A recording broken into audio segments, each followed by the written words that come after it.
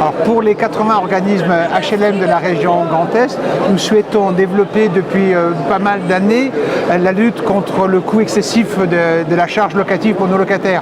Sur les loyers, on ne peut pas faire grand-chose parce qu'il faut bien rembourser les emprunts faits.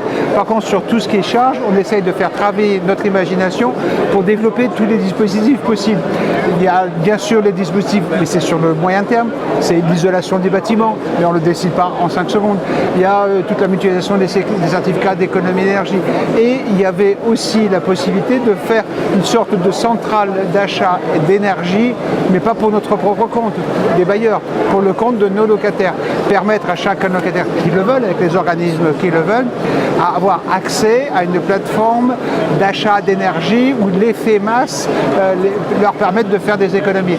Donc, c'est pas ça qui les rendra millionnaires, mais les efforts conjugués sur le moyen terme dans toutes ces directions, parce que la dépense énergétique est une dépense trop lourde pour nos locataires, parce que s'ils sont logés en logement social, c'est qu'ils ont un niveau de ressources qui ne leur permet pas d'être logés dans d'autres bâtiments, donc leur budget est forcément limité sous contrainte, c'est ça qu'on essaie.